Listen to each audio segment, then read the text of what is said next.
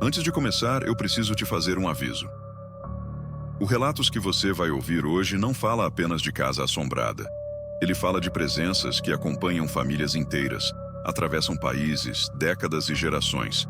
Pessoas comuns, brasileiros que deixaram o Brasil em busca de uma vida melhor nos Estados Unidos e acabaram descobrindo que algumas coisas não ficam para trás.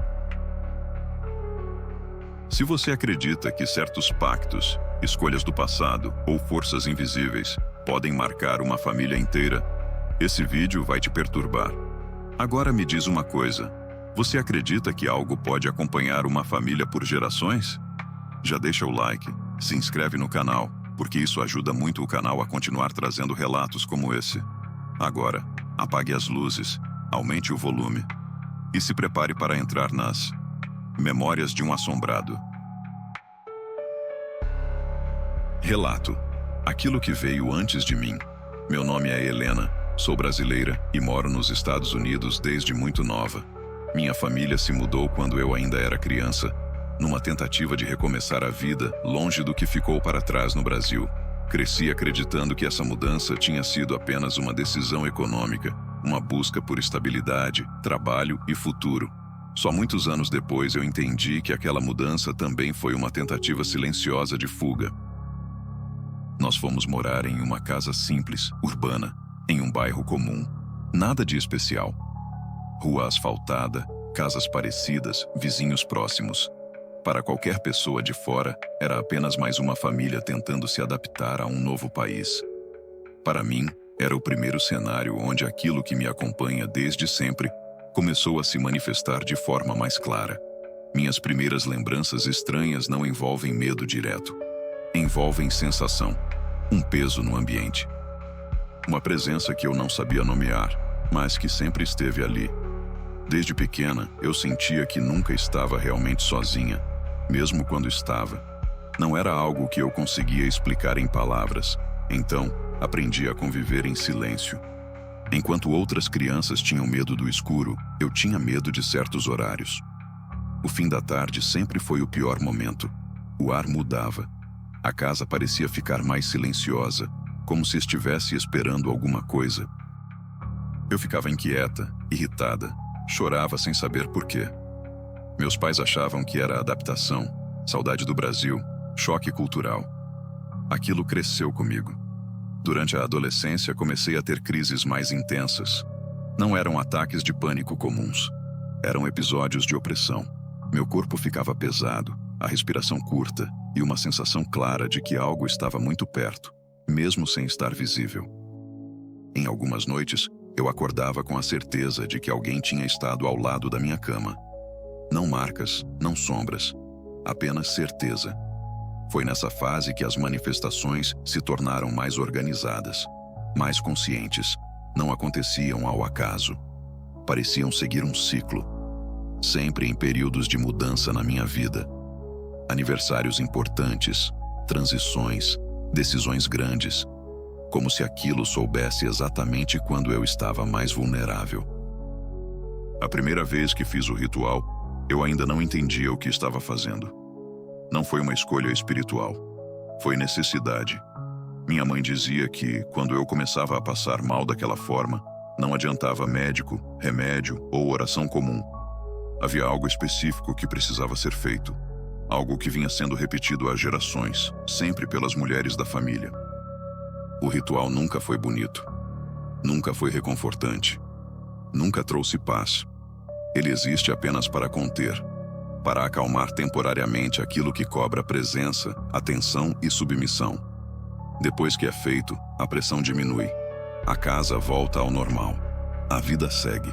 Até a próxima vez. Conforme fui crescendo, passei a entender que aquilo não era apenas meu. Era da família. Era antigo. Minha avó foi a primeira pessoa que falou comigo de forma direta sobre isso. Não como quem conta uma história, mas como quem entrega uma sentença.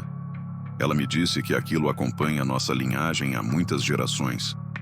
Sempre se manifesta nas mulheres. Sempre cobra algo. E nunca vai embora completamente. Foi ela quem me contou a origem. Muito tempo atrás, uma mulher da nossa família se apaixonou por um homem muito rico. Um homem poderoso para a época. Um homem inalcançável para alguém da posição social dela. O amor não era correspondido nos termos normais da vida. Havia distância, hierarquia, impossibilidade. E essa mulher fez algo que mudou tudo. Ela fez um pacto, não por poder, não por vingança, mas por amor. Ela quis ficar com aquele homem a qualquer custo, e conseguiu. Viveu ao lado dele, teve status, conforto, reconhecimento. Mas o preço não terminou com ela. O preço atravessou o sangue. O preço se fixou na linhagem feminina da família. Desde então, nenhuma mulher veio ao mundo livre. O espírito que nasceu daquele pacto não protege, não orienta, não guia. Ele cobra, ele acompanha. Ele se manifesta para lembrar que existe um acordo que nunca foi encerrado. Minha avó disse que todas tentaram quebrar isso de alguma forma. Algumas buscaram religião, outras tentaram ignorar. Algumas enlouqueceram, outras adoeceram. Nenhuma venceu completamente. Todas pagaram à sua maneira. Quando ela terminou de me contar, não havia dramatização, não havia medo na voz dela. Havia cansaço, aceitação. Como alguém que já sabe que não existe saída fácil. Eu busquei ajuda em tudo o que você pode imaginar. Igrejas diferentes, centros espirituais, pessoas que se diziam capazes de romper laços antigos. Nada funcionou. Em alguns casos piorou. A entidade reagia. A presença se tornava mais agressiva. As manifestações mais dolorosas. Como se qualquer tentativa de interferência fosse vista como afronta.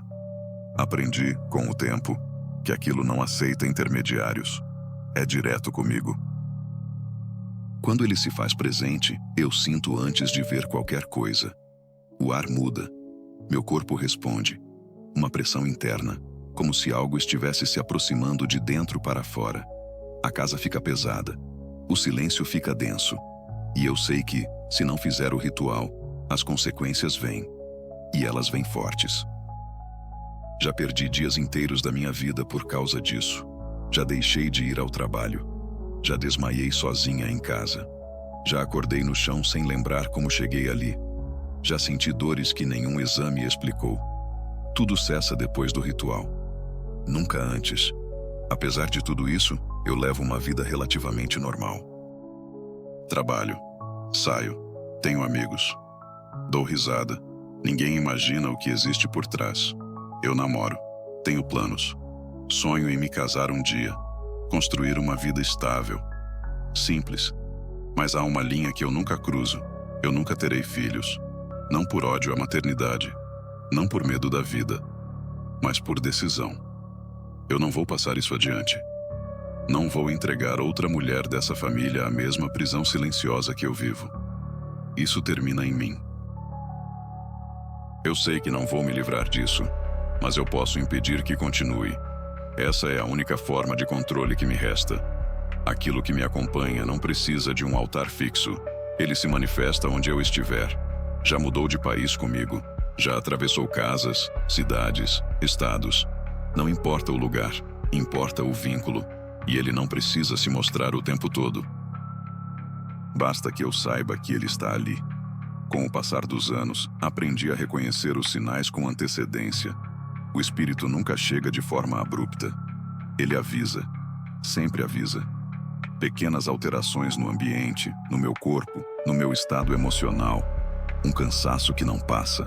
Uma irritação sem motivo.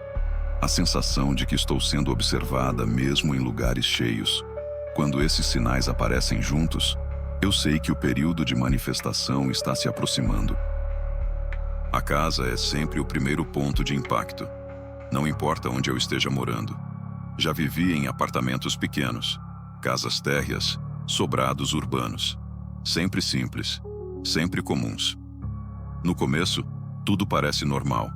Depois, certos cômodos começam a ficar mais pesados. O ar muda. A luz parece diferente, como se o ambiente perdesse profundidade. Eu evito olhar por muito tempo para espelhos nesses períodos, porque sei que algo pode aparecer ali que não deveria. Quando o espírito se aproxima, O silêncio se torna agressivo. Não é ausência de som. É uma sensação de que tudo está atento. Até os ruídos da rua parecem se afastar. Já estive em bairros movimentados e, mesmo assim, senti como se a casa tivesse sido isolada do mundo por alguns minutos. As manifestações físicas começaram a ficar mais intensas depois que me tornei adulta. Quando eu era criança, tudo se limitava à sensação e medo difuso. Com o tempo, vieram os efeitos no corpo. Dores profundas, principalmente nas costas e no peito. Sensação de peso nos ombros, como se algo estivesse apoiado ali por longos períodos. Em algumas noites, acordo com os músculos rígidos, como se tivesse passado horas em uma posição impossível. O pior não é a dor, é a certeza de que ela não é aleatória. O espírito nunca age fora de contexto. Ele se aproxima quando algo na minha vida muda. Um novo relacionamento, uma promoção no trabalho, um plano de mudança. Sempre que tento avançar, construir algo sólido, ele se manifesta com mais força, não como punição direta, mas como lembrete, como se dissesse que eu não pertenço completamente à minha própria vida. Eu já tentei ignorar, já tentei fingir que não estava acontecendo. Nessas vezes, as consequências foram sempre piores. Quando eu atraso o ritual, a casa começa a reagir. Objetos caem sozinhos. Portas se fecham com força. Luzes piscam, não de forma caótica, mas organizada, como uma sequência de avisos. Se ainda assim eu resisto, meu corpo responde. Náuseas, tontura, falta de ar. Já perdi a consciência mais de uma vez. O ritual não é algo que eu inventei. Ele vem sendo passado de mulher para mulher, sempre de forma fragmentada. Ninguém nunca soube tudo. Cada geração sabe apenas o suficiente para continuar. É simples, mas pesado. Envolve silêncio, isolamento e repetição. Não há conforto. Não há oração que traga alívio emocional. Existe apenas a contenção. Depois que faço, o espírito recua. Nunca desaparece, mas se afasta. A casa volta a parecer normal. O ar se torna respirável. Meu corpo relaxa. É como se algo tivesse sido temporariamente satisfeito. Esse ciclo se repete desde que me entendo por gente. Ao longo da vida, tentei quebrar isso de todas as formas possíveis. Já busquei ajuda em igrejas evangélicas, católicas, centros espirituais, pessoas que diziam ter dom para romper pactos antigos.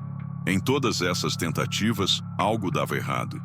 Ou a presença se intensificava, ou eu adoecia logo depois. Algumas pessoas chegaram a dizer que o que me acompanha não aceita interferência externa. Com o tempo, parei de procurar soluções milagrosas. Não por desistência, mas por lucidez. Eu entendi que aquilo não é um problema a ser resolvido. É uma condição imposta antes mesmo de eu nascer. Mesmo assim, eu não me deixei consumir completamente. Aprendi a construir uma vida funcional ao redor disso. Trabalho normalmente. Tenho amigos que confiam em mim. Saio, converso, rio.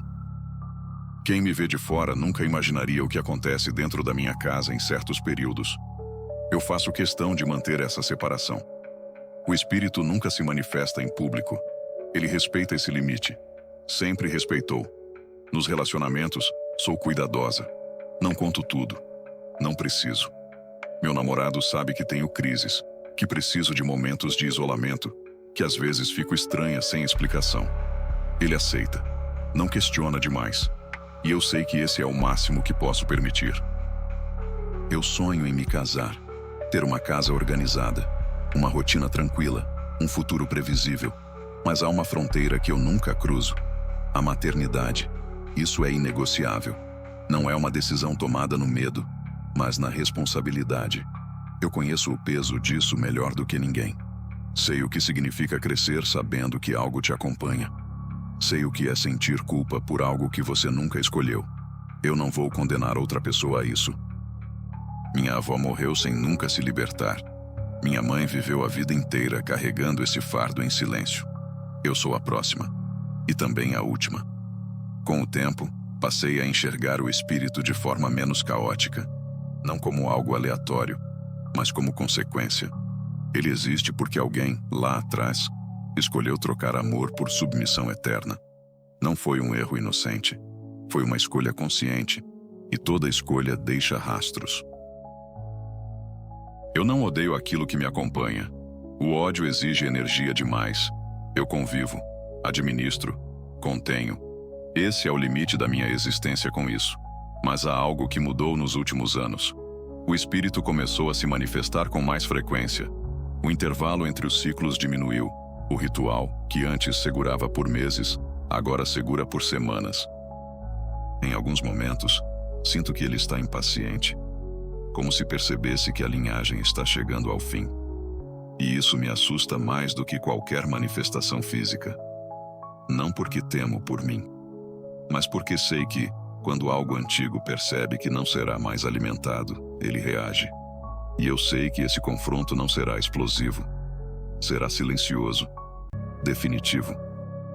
E quando acontecer, não haverá vitória, apenas limite. O aumento das manifestações não foi súbito. Não houve um evento específico que marcasse uma virada clara. Foi um desgaste contínuo, um encurtamento do intervalo entre os episódios, como se o tempo estivesse sendo comprimido. O que antes levava meses para retornar, passou a levar semanas. Depois, dias, até que se tornou parte da rotina. Eu não entrei em pânico quando percebi isso. O pânico exige surpresa, e nada mais naquela relação era inesperado. O que senti foi outra coisa. Uma lucidez amarga. A compreensão de que o vínculo estava chegando ao seu limite natural. Não porque eu estivesse mais fraca, mas porque o ciclo estava se fechando. O espírito sempre respeitou certas fronteiras. Nunca se manifestou diante de outras pessoas. Nunca interferiu diretamente na minha vida social. Nunca me expôs publicamente. Tudo acontecia no espaço privado, dentro de casa, dentro de mim. Era uma cobrança íntima, silenciosa, quase ritualística por si só. Mas com o tempo, até essas regras começaram a perder consistência. Passei a sentir a presença mesmo fora de casa. Não de forma visual, mas como um deslocamento interno. Uma pressão constante, como se algo estivesse alinhado comigo, acompanhando cada passo. Não era perseguição, era acompanhamento. Uma sombra sem forma que não precisava se mostrar para existir. A casa começou a reagir antes mesmo dos sinais físicos.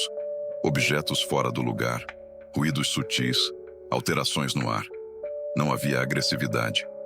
Era uma insistência calma, quase metódica. Como se aquilo estivesse apenas lembrando que o ritual estava atrasado, que o acordo precisava ser honrado. Eu tentei adiar, não por rebeldia, mas por exaustão. Fazer o ritual exige um tipo específico de entrega.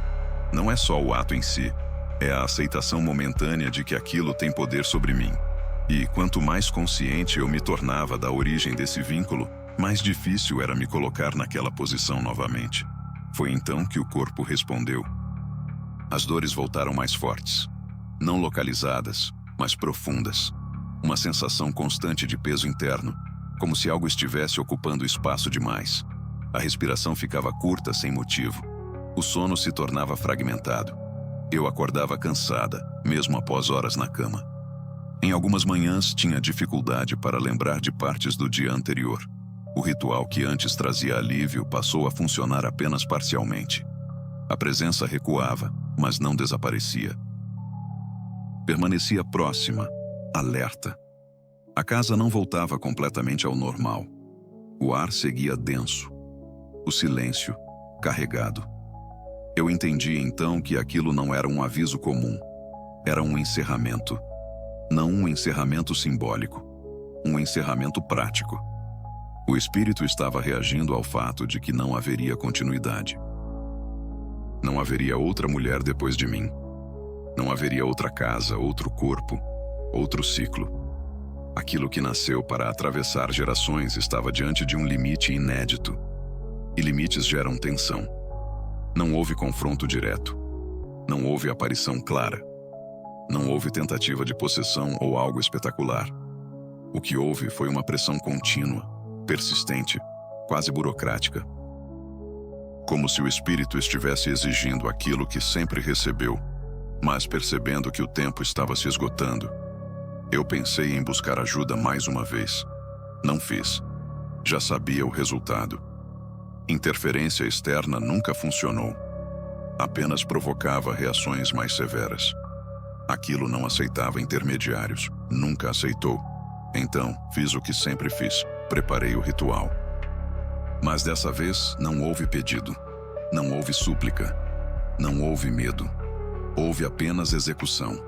Um gesto repetido há gerações, feito agora com plena consciência do que ele representava.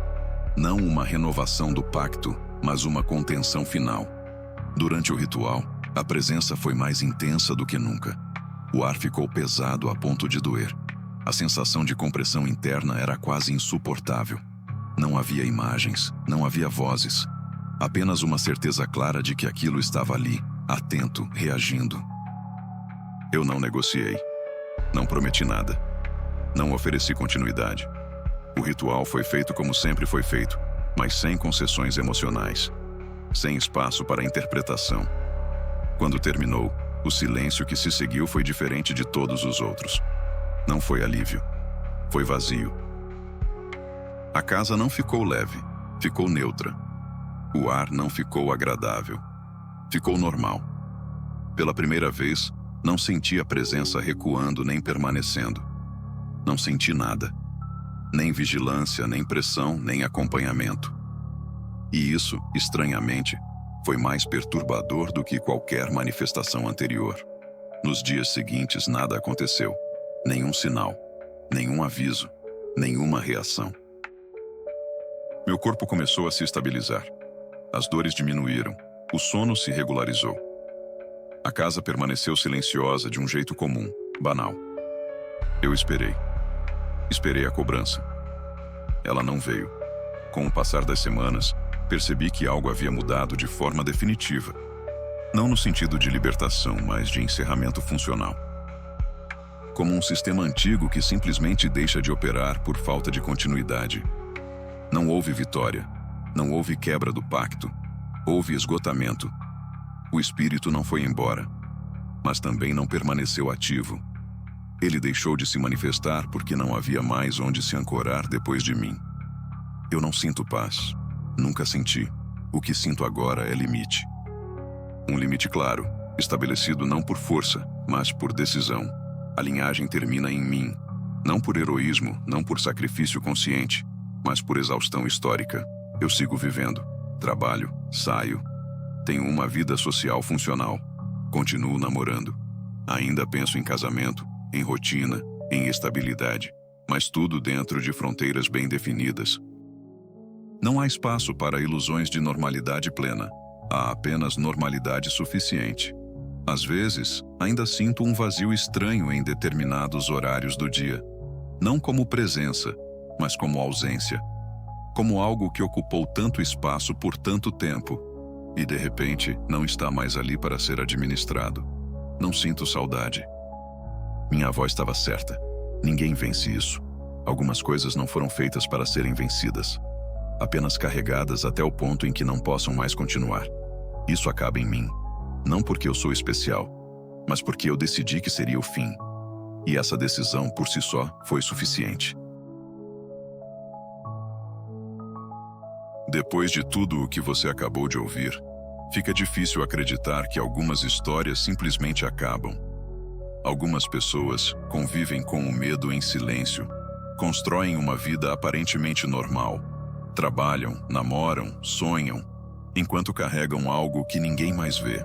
Se esse relato te deixou inquieto, se em algum momento você sentiu um desconforto estranho, ou teve a sensação de que não estava sozinho, escreve aqui nos comentários. Eu leio todos. Se você já viveu algo parecido, ou conhece alguém que passou por algo que nunca conseguiu explicar, esse espaço também é seu. Obrigado por ficar comigo até o final. Sua presença aqui faz toda a diferença. Se ainda não se inscreveu no canal, se inscreva agora e ative o sino para não perder os próximos relatos. E lembre-se, nem tudo o que nos acompanha pode ser visto. Até o próximo relato.